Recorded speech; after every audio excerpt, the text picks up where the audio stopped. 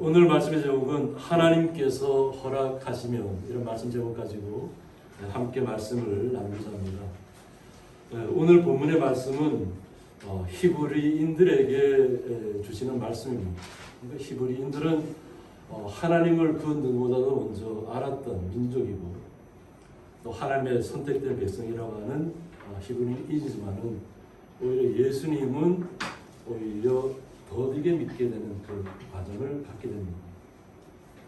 그래서 오늘 이 성경 본문의 말씀은 성경 각자에 따라서 이렇게 많은 차이를 보이는데, AD 35년서부터 AD 70년에 걸쳐서 이 말씀이, 이 편지가 기록되었다고 하는 말씀입니다.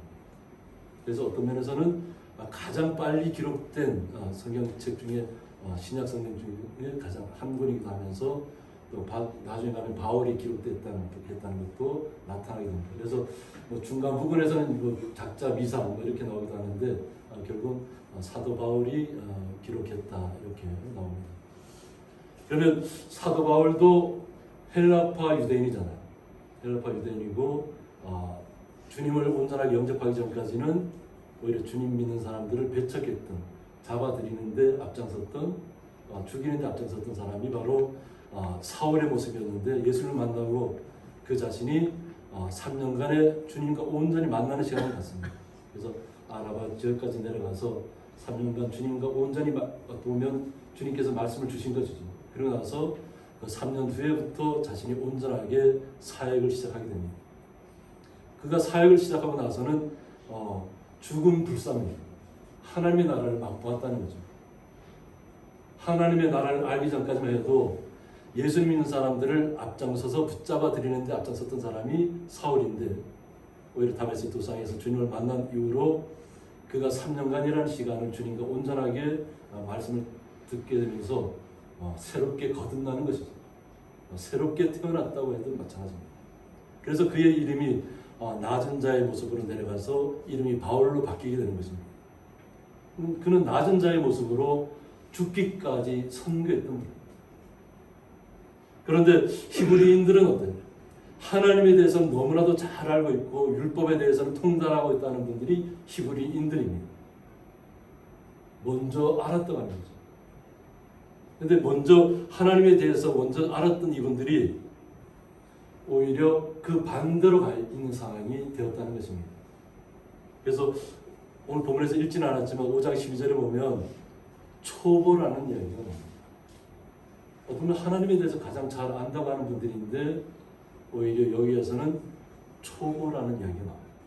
그래서 이것은 뭐냐면 스토키케노케온이라 해서 흙, 물, 불, 공기, 이 모든 것을 이야기합니다. 그러니까 우리가 하나님께서 창조해 놓으신 이 모든 세계에서 일어날 수 있는 모든 자연과의 조합 속에서 일어날 수 있는, 반드시 있어야만 하는 것들이죠.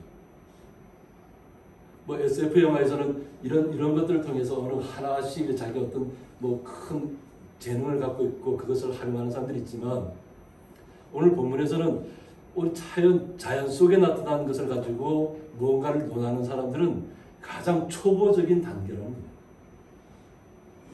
아주 낮다는 거죠. 하나님의 말씀을 알았으면 하나님의 말씀이 우리의 마음속에 정말 심장에 박혀서 나의 모든 삶을 주관하는 것이 되는 것이 말씀입니다. 그래서 말씀이 살아있다고 얘기합니다. 이 살아있는 말씀이 나를 움직이게 해야 되는데, 그냥 자연 속에 드러나는 것을 통해서 하나님을 논하고 있다고 하는 거죠. 그래서 눈에 보이는 것을 가지고 하나님을 논하다 보니까 결국 하나님에 대해서 온전히 알지 못하게 되는 거죠. 그러니까 정작 이 땅에 오신 예수님을 그들의 마음속에 받아들이지 못하는 결과를 빚게 되었다는 것입니다. 그래서 이것이 헬라의 철학 용어로서 가장 낮고 유치한 단계를 뜻한다. 그러니까 자연 만물을 가지고 뭔가를 논하려고 하는 사람들은 가장 초보적인 단계다, 이렇게 보시면 됩니다. 우리는 주님의 말씀이 우리의 모든 것을 이끌고 간다고 생각하시면 됩니다. 말씀. 그래서 13절은 보면 이는 젖을 먹는 자마다 어린 아이라고 합니다. 그러니까 자연 속에 나타나는 것을 통해서 하나님을 안다 하고 자신들이 아는 하나님이 최고의 가치를 갖고 있는 것으로 착각을 일으키는 사람들, 이것은 어린 아이요, 항상 매일같이 젖만 먹고 있다는 거죠. 눈에 보이지 않으면 믿지 못하는 사람들이 되었다고 하는 거죠. 그러나 정작 우리가 가장 소중한 것은 뭐예요? 이 공기가 눈에 보이나요? 우리를 숨쉬게 하는 이 모든 공기는 눈에 보이지 않잖아요. 그러나 분명히 공기가 존재하나요? 존재하지 않나요? 분명히 존재한다는 것이죠. 하나님도 우리의 눈에는 직접 보이지 않지만 말씀으로 우리에게 오셨다고 하는 것이죠. 그것을 주님께서 우리에게 몸소 보여주셨고 주님께서 부활하셨다는 것입니다. 주님께서 부활하신 다음에는 영원한 하나님의 나라가 있다는 것입니다. 그러니까 하나님께서 창조해 놓으신 이 세계가 분명히 아름답고 좋은 환경 가운데 있지만 우리가 이렇게 세계 뉴스를 통해서 보는 것처럼 세계 곳곳이 지금 몸살을 다 앓고 있습니다. 어느 한 곳 빠지지 않고 몸살을 앓지 않는 곳이 없다고 할 정도로 세계가 고통 속에 지금 빠져 있습니다. 세상 속에서 뭔가를 누리려고 하고 우주선을 만들어서 우주로 가서 새로운 세계를 만들려고 한다고 하는데 그것은 그들의 가상의 세계일 뿐이에요. 하나님이 창조하지 않으면 이 세상 우리가 살 수 있는 곳은 없다는 거죠. 하나님이 우리를 이곳에 살게 했기 때문에 우리가 주님을 찬양하면서 살 수 있는 환경이 조성되어졌다는 것입니다. 그래서 젖을 먹는 사람들은 의의 말씀을 경험하지 못한 자라고 얘기합니다. 주님께서 우리에게 말씀으로 우리에게 오셨잖아요.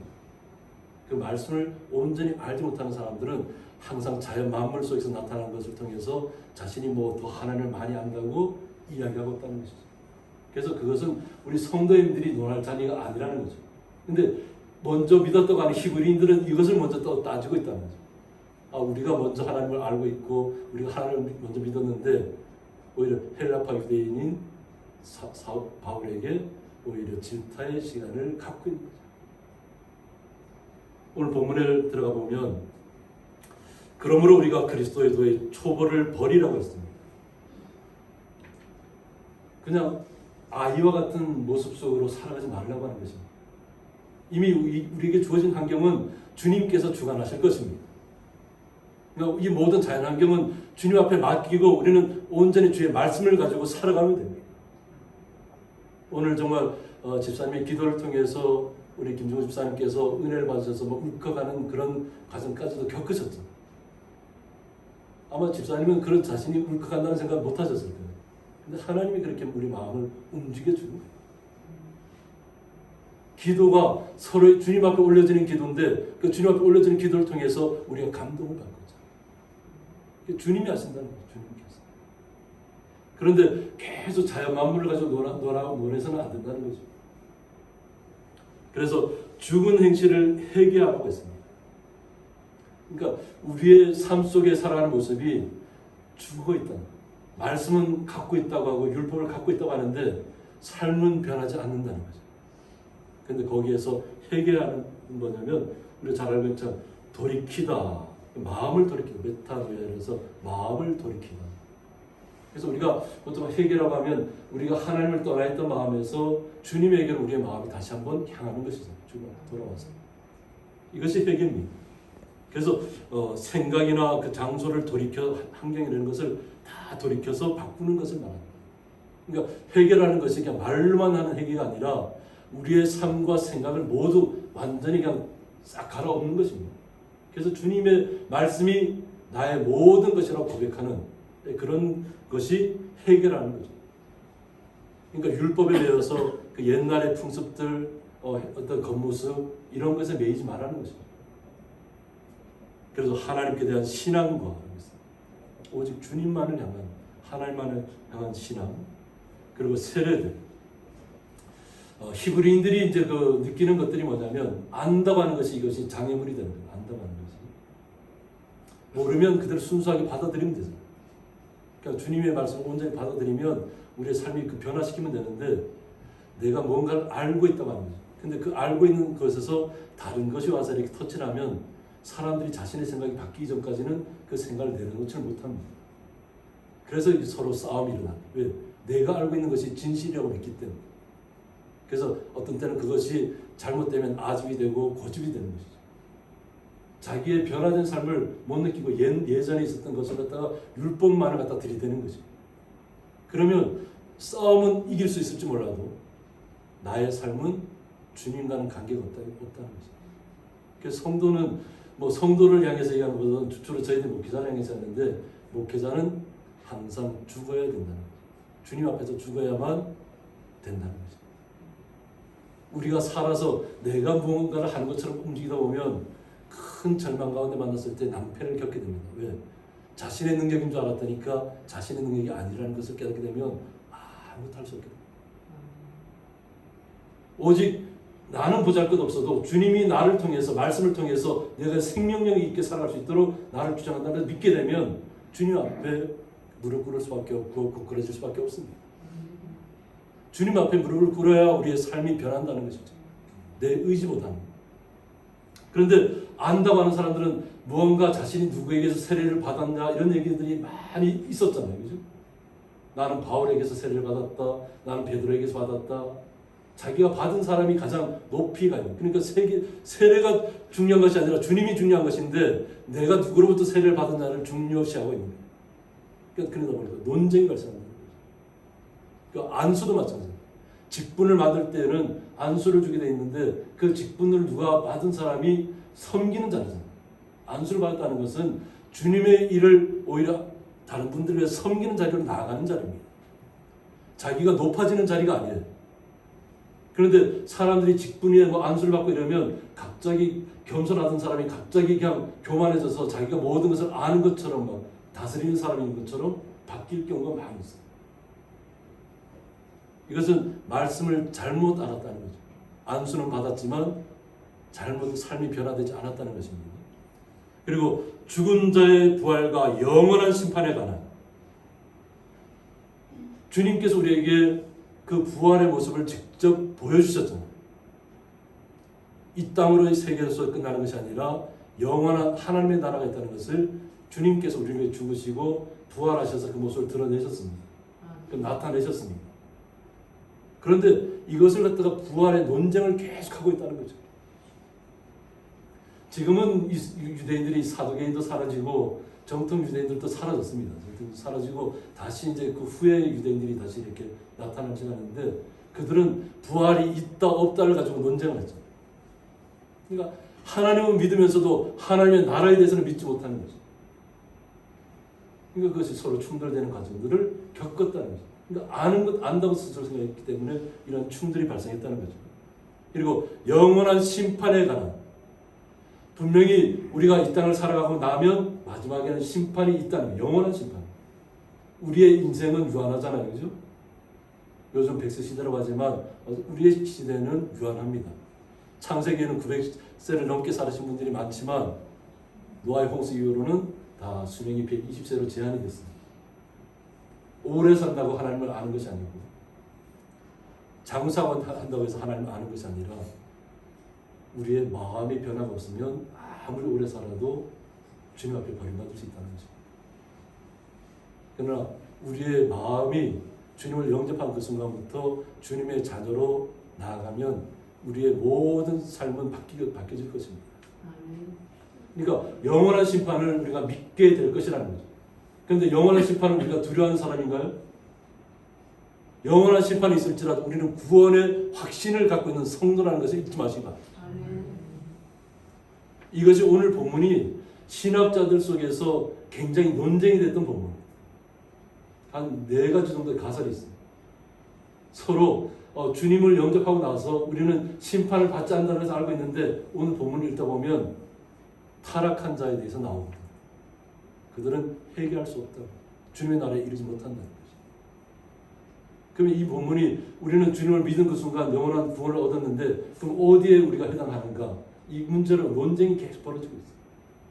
그런데 우리는 그런 우리 신학자가 아니라 우리는 주님의 말씀만 믿고 나가면 되잖아요. 신학자들은 신학자들이 논쟁하도록 그냥 버려두고 우리는 주님 말씀만 믿고 나가시면 됩니다. 우리가 그들의 가설을 따라가서 이것이 맞냐 저것이 맞냐 우리가 거기에 논쟁에 휘말릴 이유가 없다고 하는 것입니다. 여기에 대해서 교훈의 털을 다시 닦지 말라고 했습니다. 우리는 주님을 믿은 그 순간 구원받은 하나님의 자녀로 바뀌어졌다는 것입니다. 영원한 생명을 얻은. 그러니까 우리가 한번 주님을 믿었으면 그 주님께서 우리를 지켜주신다는 거죠. 내가 지키는 것이 아니라 주님께서 우리의 믿음을 보시고 우리를 모든 생명을 주관하신다는 거죠. 영원한 생명까지. 육신의 생명만이 아니라. 그런데 사람들이 자꾸 뭔가 자신이 뭔가 가책을 느끼는 일이 생기거나 뭔가 잘못된 일을 했다고 스스로 생각하면 자꾸 내가 구원을 잃어버리는 것 아닌가, 내가 잘못된 길에 빠지는 것 아닌가, 자꾸 이렇게 의심의 시간들을 갖게 된다는 것입니다. 이것은 누가 원하는 것이에요? 의심하는 것은 사탄이 원하는 것이에요. 후에 다시 살펴보겠지만 타락한 자는 사탄이에요. 사탄이 처음부터 멸망자가 된 게 아니에요. 하나님의 온전 옆에서 수호하던 천사들 하나님 곁에 있다. 그런데 타락한 천사들이 교만해졌다는 것이죠. 교만해지고 나서 자신이 하나님 앞에 버림을 받았잖아요. 영원한 멸망의 그 멸망을 받게 되니까 자신만 멸망당할 수 없다는 것이죠. 그러니까 결국은 아담과 하와에게 와서 선악과를 먹으라고 합니다. 너희들이 먹으면 너희들이 눈이 뜨여져서 하나님과 똑같이 된다. 이렇게 됩니다. 우리의 목표가 하나님과 똑같이 되는 건가요? 우리의 삶이 하나님과 똑같은 삶을 그 어떤 그 속에서 한마디 말이면 모든 세상을 창조하고 온 우주를 그냥 주관하는 그런 자리에 가기를 원하나요? 우리는 주님 안에서 행복한 사람들, 주님 한 분만. 우리가 세상을 창조하거나 만들어야만 우리가 행복한 것이 아니라는 것이죠. 그런데 사단은 어떻게 해요? 자꾸 우리에게 뭔가 이렇게 의심의 시선을 자꾸 뿌리는 거예요. 너 지금 잘못 가고 있지 않냐? 너 구원받은 백성이 아니다. 너 이 길로 계속 갈까? 오히려 그러면 아예 벗어나라고 얘기합니다. 이것이 어떻게 보면 사단의 역할입니다. 자기만 죽지 않겠다는 것이죠. 그래서 이러한 시간들은 우리 성도님들은 다시 닦지 말아라 하는 거예요. 이것이 이제 어디서 나타나면 이단들에게서 나옵니다. 주로 구원파는 어떻게 얘기하세요?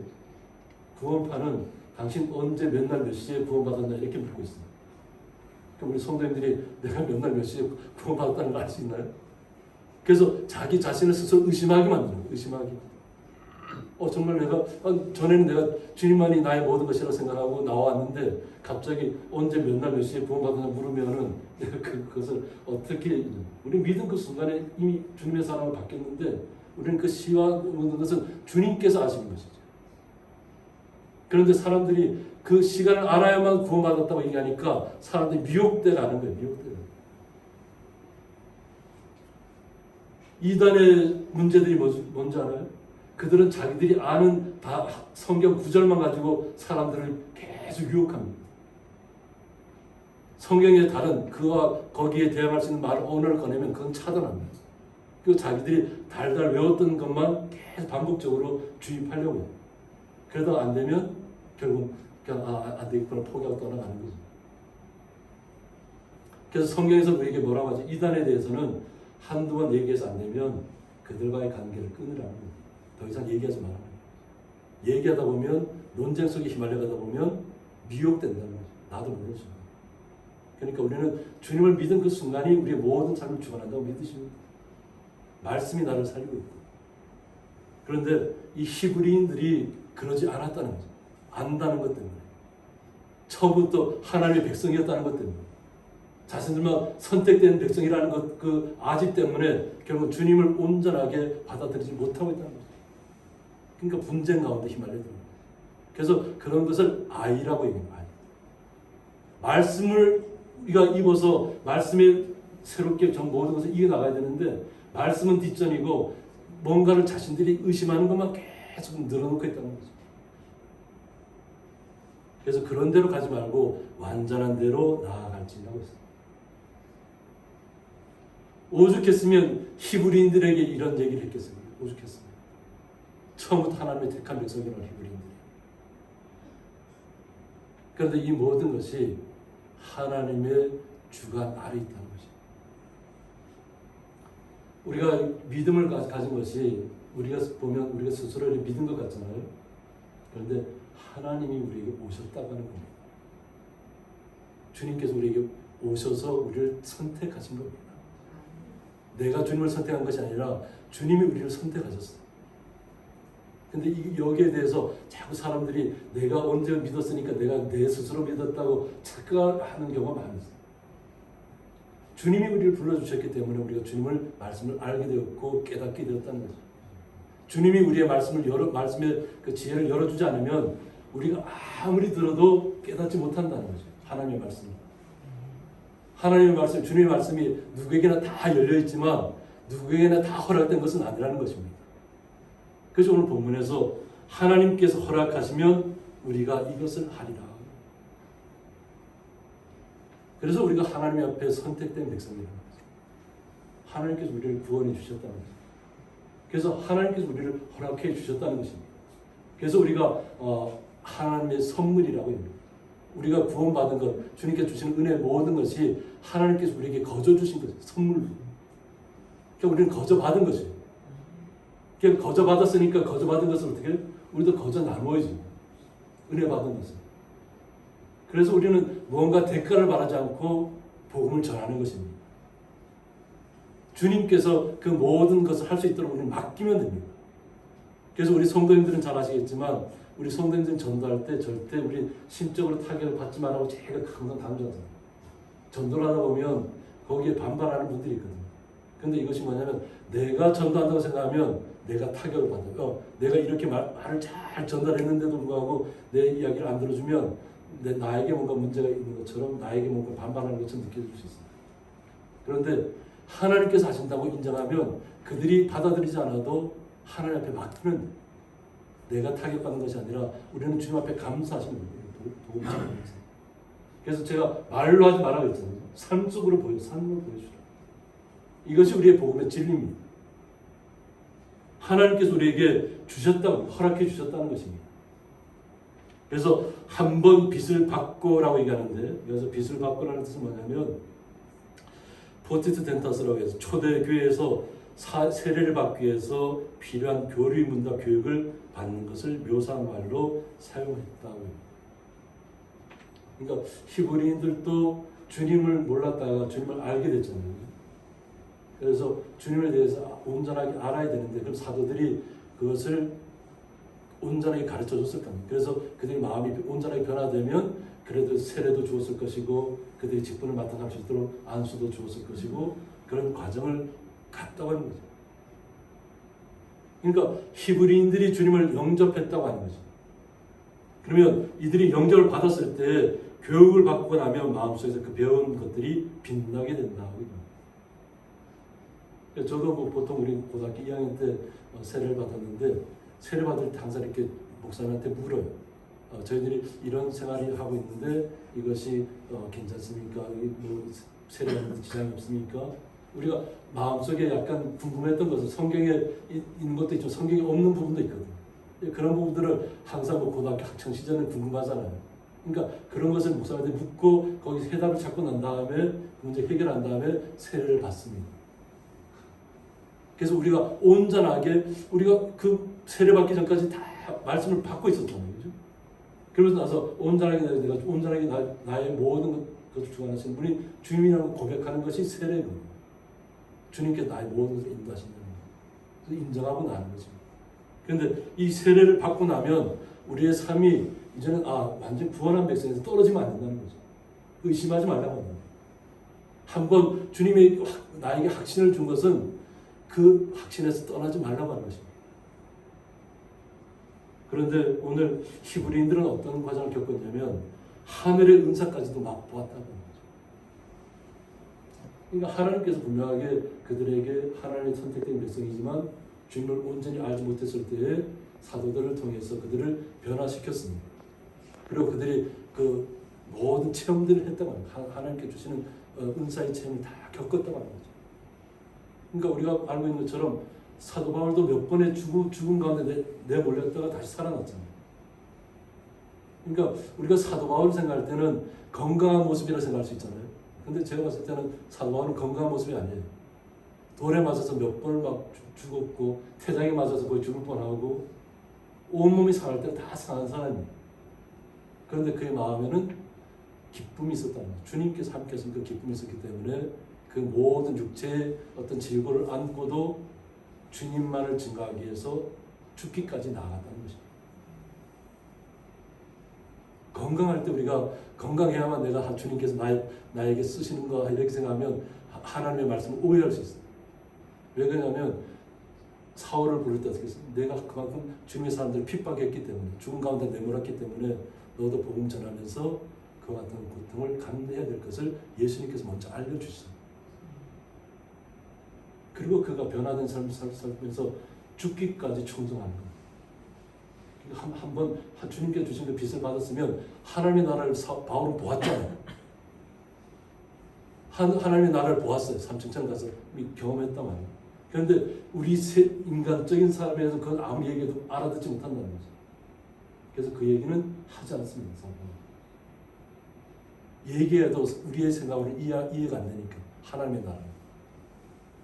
그러나 믿음으로 가야 된다. 그래서 하늘의 은사를 이 히브리인들이 많이 맛보았다고 하는 것입니다. 그리고 성령에도 참여한 바가 되었다. 주님께서 올라가시면서 부활하시면서 성령을 우리에게 주셨잖아요. 오순절에 성령을 통해서 모든 사람들 디아스포라를 내몰았잖아요. 흩어지게 만들었어요. 흩어지게. 하나님의 방법은 또 보면 주님의 사람들 처음 믿었을 때 그 자리에서 왕성하게 하는 것이 아니라 믿은 후에 다 흩어버리는 거예요. 흩어진 곳에서 주님을 전하는 것이에요. 지금의 이스라엘 민족이 다시 돌아올 수 있었던 것도 뭐냐면 고통은 겪었지만 흩어졌기 때문에 가능했던 거예요. 흩어진 곳에서 그들을 주님께서 왕성하게 만드셨죠. 그리고 그들이 다시 자기의 본국으로 돌아가게 되는 거죠. 그래서 그들에게는 예수님을 온전하게 믿는 분도 있지만 아직까지도 예수님을 받아지 못하는 유대인들이 있다는 거죠. 그러나 그것은 우리가 간절할 바는 아닙니다. 우리 스스로 나 자신만이 주님 앞에 온전한 주의 사람으로 거듭나 있으면 됩니다. 그런데 이 히브리인들은 이렇게 주님의 큰 은사를 맛보고 하나님의 은사를 모든 것을 체험했다고 하는 거죠. 그러면서 하나님의 선한 말씀과 내세의 능력을 맛보았다고 했습니다. 하나님의 말씀이 우리를 살린다는 것을 그들이 알았다는 것입니다. 그리고 하나님의 나라에 대해서 그 능력도 깨달았다는 거예요. 맛보았다. 그러니까 그 당시에는 죽은 자를 살려내는 일들이 굉장히 많았습니다. 그러니까 사도 바울이 섬에 파선에 갔을 때에도 독사에서 물렸잖아요. 그 사람들이 그 원주민들이 바울이 신인 줄 알았다니까 결국 독사에 물려서 죽는구나 이랬는데 결국은 뭐예요? 독사에 물리고도 그냥 툭 털어내고 막 그런 사람들 아무렇지 않게 하나님이 지켜준다는 거죠. 독이 자신의 몸속에 파고들어도 주님께서 다 물리쳐 나가내신다. 그래서 바울을 신이라고 불렀잖아요. 그 원주민들이. 그런데 바울은 뭐라 했어요? 자기는 신이 아니라는 거예요. 자기는 주의 종이지. 주님께서 하시는 말씀대로 자기는 순종하고 나갈 뿐이지 사람들이 볼 때는 신인 거예요. 또 죽은 자도 살려낼 수 있으니까. 사도들도 그렇게 했잖아요. 죽은 자를 예수님께 주신 능력을 그들도 베풀었습니다. 죽은 자를 살려내고 병자를 일으키고. 그런데 그렇게 해야만 그들이 주님을 온전하게 영접할 수 있었기 때문에 그 시대에는 그랬어요. 우리나라도 그랬어요. 우리나라도 우리 부모님 세대들은 거의 죽었던 사람이 주님을 영접하고 다시 살아서 지금까지 건강하게 살아계신 분들이 제 주위에 너무나도 많이 있어요. 그 당시에 죽을 뿐인데 완전히 다 본 사람 아무도 손댈 수 없다고 죽었던 분인데 주님을 영접했는데 죽었다고 하는 사람이 다 새롭게 지금까지 90세 넘게 살아계세요. 또 100세 넘게 아주 살아계신 분들이죠. 그러니까 죽음은 우리가 관리하는 게 아니에요. 우리의 육체도 누가 관리해요? 주님이 주관하신다는 걸 아시면 됩니다. 네. 그런데 여기 오늘 제가 서두에 좀 얘기 드렸지만 타락한 자들은 다시 새롭게 하여 회개할 수 없다고 했습니다. 이제 신학자들이 헷갈린 이유가 여기에 있습니다. 타락했다고 하는데 그러면 우리 같은 뭔가 이렇게 주님을 믿었다가 잘못된 길에 빠졌다가 뭔가 이렇게 잘못 그 길로 가면 우리는 타락한 자인가? 그럼 좀 못 돌아오는 자인가? 이제 그 문제가 신학자들의 그냥 관념에 꽉 잡히니까 이 문제를 풀지 못하는 거죠. 우리는 말씀을 통해서 타락한 자는 사탄밖에 없습니다. 그래서 하나님 앞에 멸망의 길로 들어가게 된 거죠. 근데 그 사탄은 이 세상을 이 세상 속에서 계속 우리를 미혹하기 위해서 살아가고 있다는 것이죠. 근데 그 사탄의 게임에 빠져들어가는 사람들이 너무 많아요. 예전에 사탄교를 신봉했던, 지금은 죽고 없지만 사탄교의 교주가 뭐라고 했냐면 자기의 심장을 사탄에게 주었다. 왜 주었냐면 자기가 이 땅에서 기업을 크게 일으킬 수 있도록 자기에게 능력을 주었다는 거예요. 사탄은. 그렇기 때문에 사탄에게 자기의 심장을 주었다고. 그러면서 자신도 영원토록 살 것 같았는데 결국은 죽고 없잖아요. 그런 사이비, 사이버, 이런 보통 사이언톨로지라든가 이런 여러 우리가 성도들이 잘 깊이 알지 못하는 것들도 너무나 많이 있어요. 근데 그런 사람들이 주님만을 믿으면 되는데 자꾸 헛된 망상에 빠집니다. 뭔가 우주에 가서 뭔가 교류할 수 있는 것 같고 그런 생각을 갖고 있다는 거죠. 자신들만. 그런데 우리는 어떤가요? 날마다 주님과 성령님을 통해서 교통하고 있잖아요. 기도하고 있잖아요. 우리가 예전에 휴대폰을 가지고 서로 이렇게 통화할 수 있다고 예전에 생각했나요? 그냥 유선전화만 어디 간신히 가서 교환원을 통해서 할 때만 해도 그것만 해도 감지덕지였어요. 그런데 지금은 선이 연결되어 있지 않아도 주파수를 통해서 다 연결되고 있잖아요. 서로 통하고 있잖아요. 세계 어느 곳에 있든지. 그것처럼 우리는 성령님을 통해서 하나님 앞에 간절히 기도할 때 그 모든 것이 하나님 앞에 상달되고 있다는 것이. 그런데 자꾸 타락한 자들에게 빨려 들어가는 사람들이 이 땅에는 있다는 거죠. 오늘 그것이 히브리인에게서부터 비롯됐다는 것입니다. 말씀을 안다고 하는, 하나님을 안다고 하는 사람. 그래서 이 타락하는 파라피토라에서 뭐뭐로부터 떨어지다 이렇게 얘기합니다. 그래서 실수하거나 범죄하여서 하나님에게서 멀어지다 이런 뜻을 갖고 있습니다. 그러니까 뭔가 자신이 아는 것, 하나를 알고 열을 아는 것처럼 생각하는 사람들이 많이 있어요. 겸손한 사람은 열을 알아도 그냥 하나만 아는 것처럼 나아가는 사람이 진정한 겸손입니다. 말씀을 많이 알았다 할지라도 그냥 오히려 저는 주님 한 분만으로 만족합니다 하고 그 삶을 드러내는 것이 진정한 주님의 사람들입니다. 율법학자들이, 서기관들이, 제가 지난주에 설교에도 했지만 그들이 율법책을 통달했던 사람들이잖아요. 달달 외웠던 사람. 그리고 매일같이 율법책을 쓰는 사람들이잖아요. 그들이 히브리인들이에요. 말씀을 자신이 항상 앞에 두고 있고 쓰고 있다고 해서 끝나는 것이 아니라 말씀이 나에게 생명력을 부여해야 된다는 거예요. 말씀이 나도 살게 해야 된다는 거죠. 우리는 이 땅에서 잘못된 길로 빠질 수도 있고 잘못된 길에 잠시 이렇게 헛나갈 수도 있어요. 그런데 우리는 다시 돌아오면 됩니다. 여기서 타락한 것은 사탄으로 비롯된 것을 아셔야 됩니다. 그러니까 일반적으로 우리가 생활 속에서 패턴에서 뭔가 조금 잘못된 것을 가지고 하나님께서 내가 혹시 떠나는 것 아닌가 막 이렇게 걱정할 일이 없다고 하는 거죠. 만약 그런 것이 깨달아졌다면 더 열심히 주님을 섬기면 됩니다. 그리고 더 나누면 됩니다. 그런데 타락한 자들은 자꾸 한번 잘못된 길에 빠져서 자기가 잘못된 줄 알고 더 깊은 수렁 속으로 계속 빠져들어요. 우리가 늪에 빠지면 어떻게 되나요? 늪에 빠지면 허둥거릴수록 더 깊이 빠져들어요. 우리는 주님을 말씀하면 우리는 받은 사람, 빛의 생명을 받은 사람. 성도의 신분이 그래서 귀하다는 것입니다. 그 성도의 신분은 그 어떤 것하고도 바꿀 수 없어요. 우리 성도님이 천만금을 준데도 성도의 신분을 바꾸지 말아야 할 이유가 있다고. 영원한 세계를 알기 때문에. 영원한 심판이 있다는 것을 분명히 알고 있고.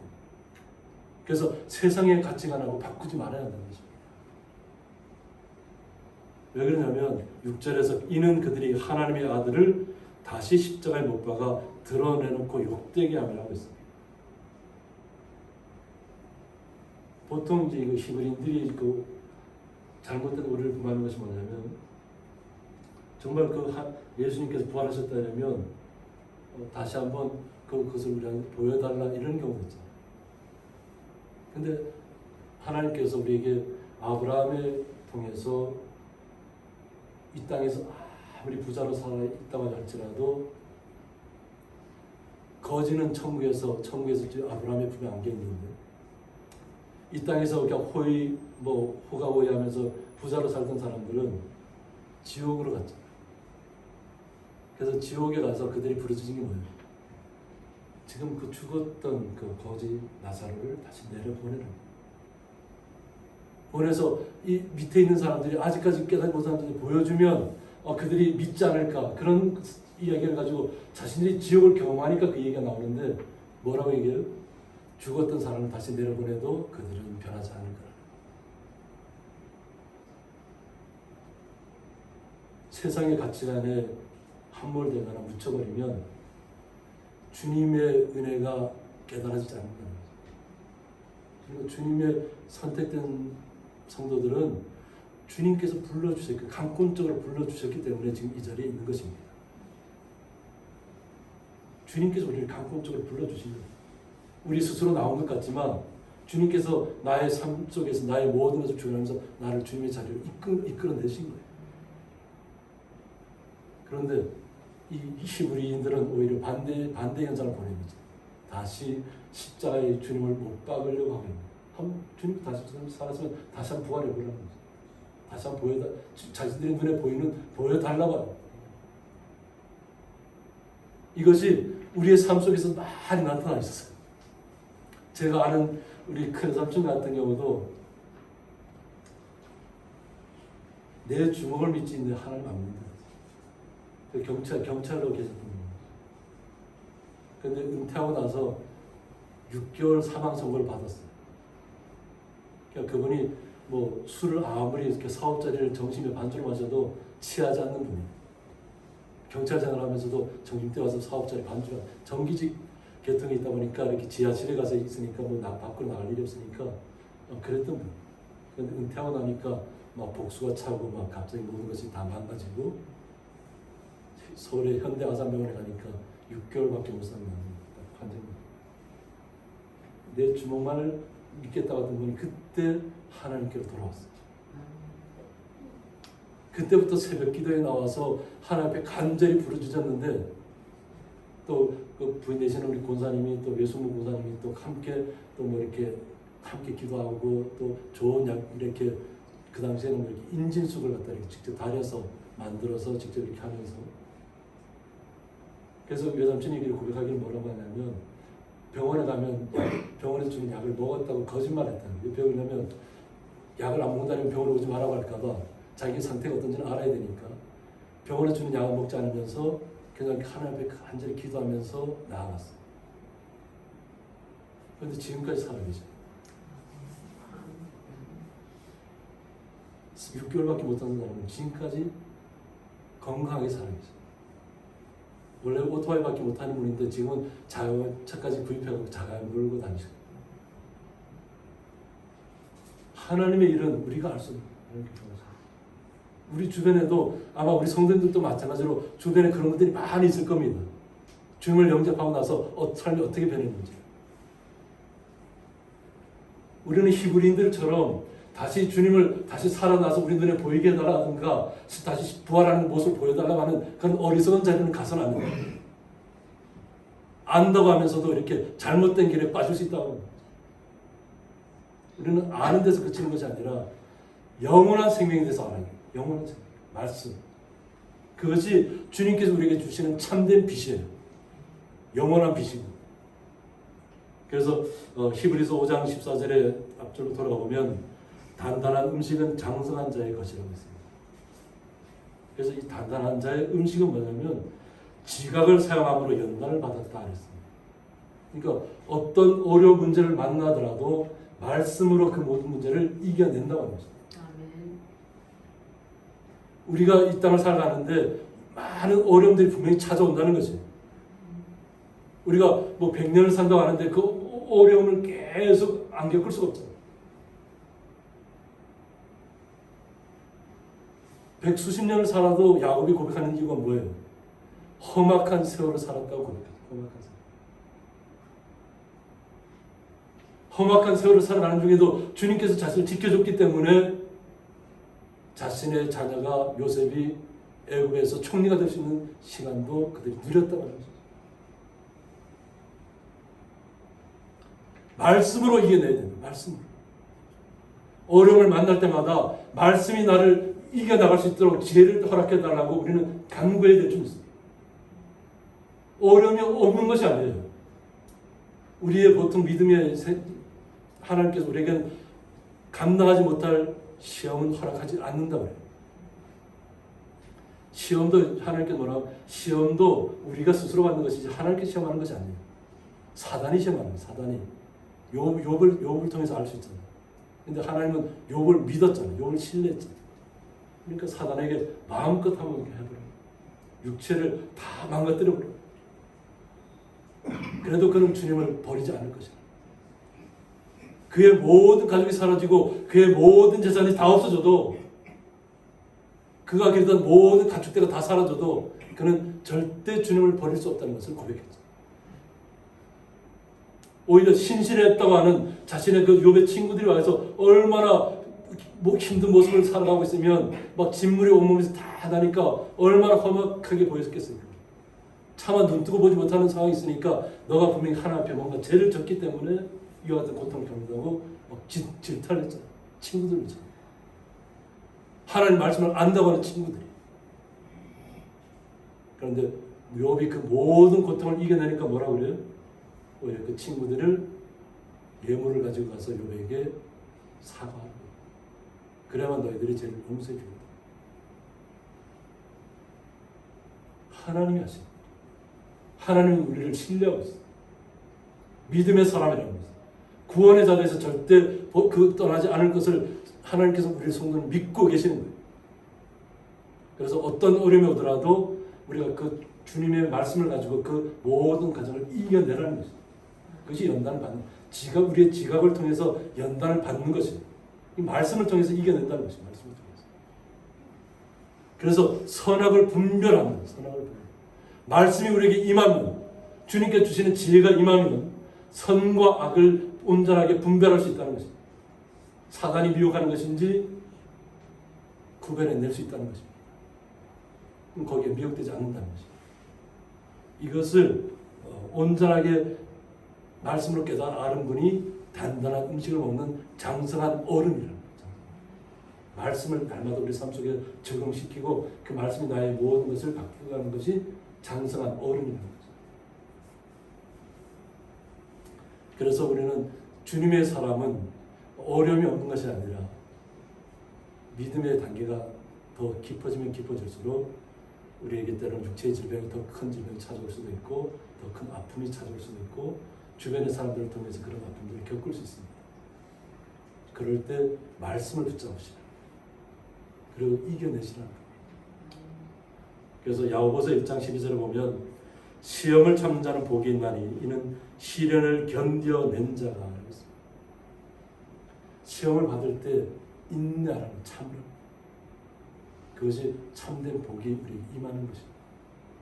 그래서 이런 모든 시련을 견뎌낸 자가 주께서 자기를 사랑하는 자들에게 약속하십니다. 우리가 쟁취하는 것이 아니라 주님께서 우리에게 주시기로 약속하셨다는 거예요. 그것이 영원한 생명의 멸관이에요. 주님께서 우리에게 약속해 준 것이 영원한 생명의 멸관입니다. 우리에게 얘기하신 것이. 그것을 우리는 얻어야 되지 않겠어요? 이 땅의 모든 시련들을 이겨내고 끝끝내 우리가 승리하여서 주님께서 원하시는 자리에 우리가 이르렀을 때에 주님께서 우리를 기쁨 가운데 맞아주시겠습니다. 그래서 우리는 말씀이 우리를 살린다는 거죠. 그래서 어려움을 만났을 때, 질병을 만났을 때, 또는 고통스러운 순간들이 찾아왔을 때에 말씀이 나를 살린다는 것을 주님 앞에 고백하십니다. 아멘. 그리고 주님께서 나의 영원한 주관자가 되시는 것을, 생명의 주관자가 되시는 것을 우리가 인정하면 주님께서 모든 우리의 것들을 다 막아주실 줄 믿습니다. 우리의 방패가 되어주실 줄 믿습니다. 주님께서 우리를 방패로 막아준다는 것은 앞에 막는 것이 아니라 그랬잖아요. 서라운드. 우리를 온전히 다 둘러서서 막아주신 것이 주님이시라는 것을 잊지 마시기 바랍니다. 함께 기도하겠습니다.